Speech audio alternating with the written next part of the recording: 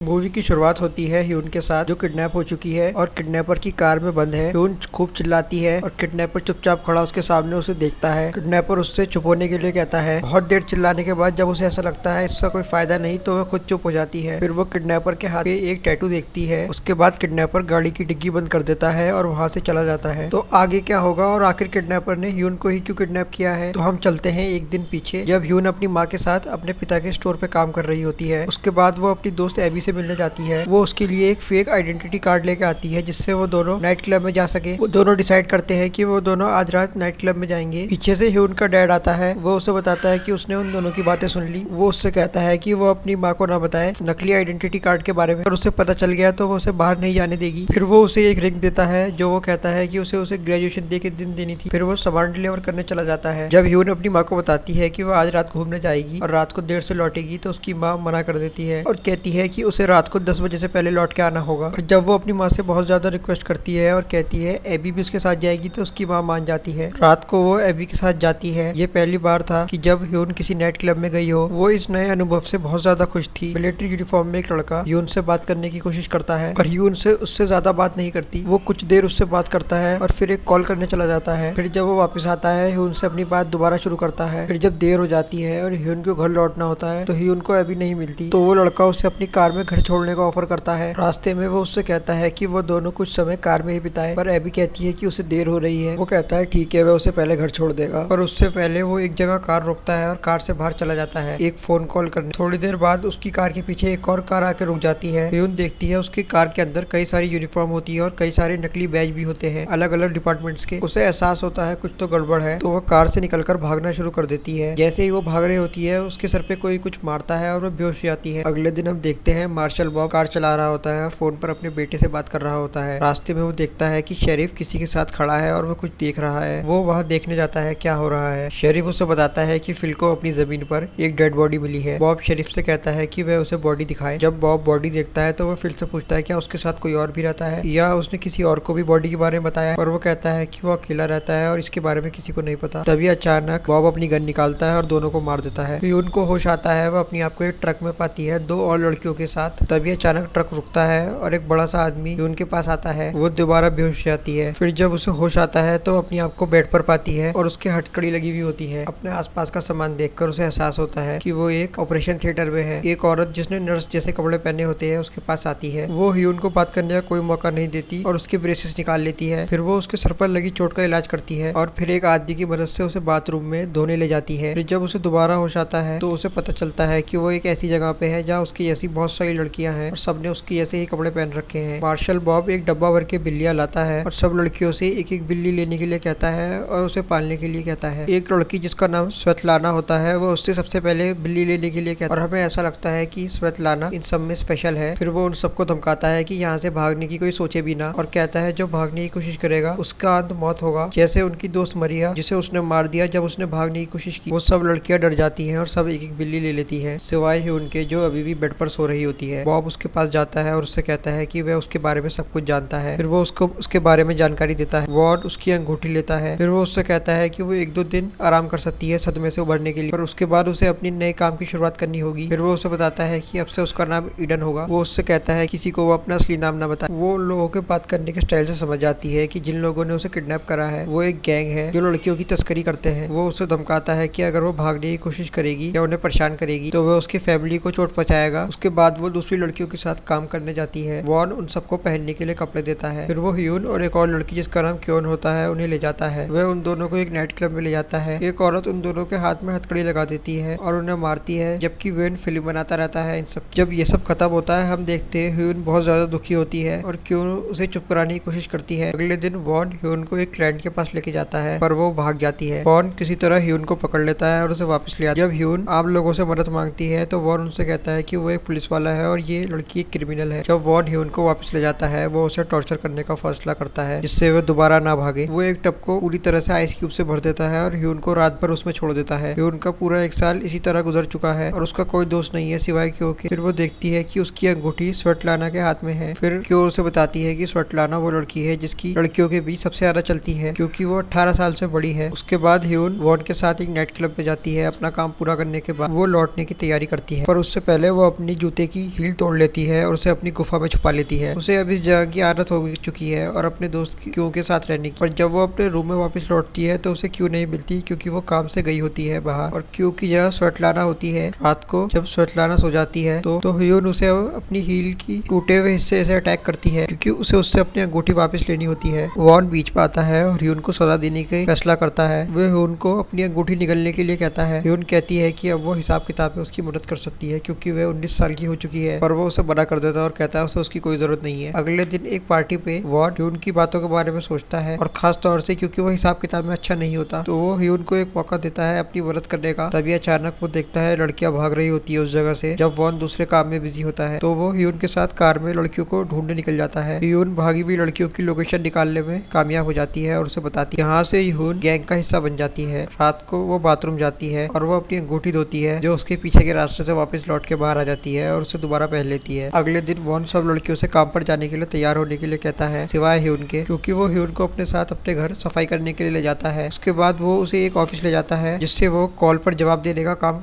करना शुरू कर सके। जो स्वेटलाना ह्यून को देखती है उसे गुस्सा आ जाता है, क्योंकि वे उसकी जगह ले रही होती है और वॉन कहता है कि ये एक ऑर्डर है और उसे ऑफिस से निकाल देता है। फिर वो स्वेटलाना से उसकी बिल्ली भी ले लेता है और उसे ह्यून को दे देता है। वह उसे उसका काम सिखाता है और बताता है उसे कस्टमर्स को कैसे फोन पे जवाब देना है। जब वह उससे प्राइस के बारे में पूछती है तो वो उससे कहता है कि उनके कस्टमर्स को सारे प्राइस पता है और अगर कोई प्राइस के बारे में पूछे तो सबसे पहले वो वॉन को बताए। वो उसकी लड़कियों को ड्रग्स को लाने ले जाने में भी मदद करती है। वो अकाउंट्स के लिए भी जिम्मेदार बन जाती है। फिर हम बॉब को देखते हैं, क्योंकि तस्करी करने वाली सबसे बड़ी गैंग का हेड होता है। वो गैंग्स और लड़कियों की तस्करी के ऊपर एक लेक्चर देता है। फिर ऑफिसर रोवर आता है और वो बॉब को बताता है कि वो इन्वेस्टिगेट कर रहा है फिल और शेरिफ के मर्डर को, जो 1 साल पहले हुआ था। जैसे जीपीएस से पता लगता है कि बॉब उस समय सीन पे मौजूद था, इसलिए वो उससे पूछना आया है, पर बॉब मना कर देता है और चला जाता है। ह्यून एक कॉल का जवाब दे रही होती है जब वो कस्टमर्स की जानकारी लेती है। जब कस्टमर उससे प्राइस के बारे में पूछता है तो उसे शक होता है कि कोई गलत बंदा है, तो वो उसे बताती है कि प्राइस है 600 यूरो और वो वॉन को इसके बारे में नहीं बता। अगले दिन वो वॉन और बॉब के साथ 2 लड़कियों की बॉडी को ठिकाने लगाने जाती है। उन्हें वो बॉडी एक झील में फेंकनी होती है। जब वो लोग बॉडीज को लेक में फेंक देते हैं, वॉन तभी बॉब को मार देता है। वो ह्यून से शांत होने के लिए कहता है, क्योंकि ये ऑर्डर उसे और बड़े लीडर से दिया है। फिर वो अगले दिन घर लौटते हैं। फिर वॉन ह्यून को अपने साथ 2 गैंगस्टर से मिलने ले जाता है। फिर वो उसके हाथ में वही टैटू देखती है जो उस बंदे के हाथ में होता है जिसने उसे किडनैप किया होता है। फिर उसे पता लगता है कि ये वही इंसान है जिसने उसे किडनैप किया होता है। जब वो बाथरूम जाने के लिए कहती है, फिर वो देखती है बाथरूम में बच्चे को डिलीवरी करने का सारा सामान होता है। फिर वो एक रूम देखती है और उसके अंदर जाती है। वहाँ उसे अपनी दोस्त क्यो मिलती है जो प्रेग्नेंट होती है। फिर वो उसे बताती है कि वो लोग उसका ख्याल रख रहे हैं। फिर उससे कहती है कि वो लोग उसे चोट पहुंचाएंगे। कहती है कि वो उसकी मदद करेगी, पर क्यों मना करती है ये जानकर, क्योंकि वो उसके साथ काम कर रही है। बाद वॉन ह्यून को बताता है बॉब के मरने की न्यूज टीवी पे देखने के लिए। टीवी में दिखाते हैं कि पुलिस को शक था कि बॉब का फिल और शेरिफ के मर्डर के साथ कोई कनेक्शन। वॉन देखता है कि ह्यून कुछ अजीब बर्ताव कर रही है। रास्ते में वॉन उससे पूछता है कि आखिर उसने ऐसा क्या देख लिया। वो कहती है कि उसने डिलीवरी रूम देख, जिसका मतलब वो लोग बच्चों की तस्करी करते हैं। वो उसे टेस्ट करना चाहता था कि वो उसे धोखा देगी या नहीं। तो वो एक लड़की को मारने का काम देता है जो उनके साथ कार में होती है। जब ह्यून उस लड़की को बिल्कुल मारने वाली होती है तो वॉन उससे गन ले लेता है और उसे भरोसा हो जाता है कि वो उसकी वफादार है। रास्ते में वॉन को एक कॉल आती है, उसे लड़कियों को कहीं और ले जाना पड़ेगा क्योंकि कोई उनकी कंप्लेंट कर रहा है। ह्यून उनकी सारी डॉक्यूमेंट जलाने में मदद करती है। वो वॉन के साथ घर जाती है। वो उसे कई सारे पासपोर्ट देता है और कहता है जो फोटो उसकी जैसे दिखती है उसे चुन ले। वो उससे पूछती है कि हम दोनों कहाँ जा रहे हैं। वो उससे कहता है कि वो दुबई जा रहे हैं। जब वॉन ड्रग्स ले रहा होता है तो ह्यून उसके ड्रग्स में जहर मिला देती है और वॉन उन ड्रग्स से मर जाता है। पैसे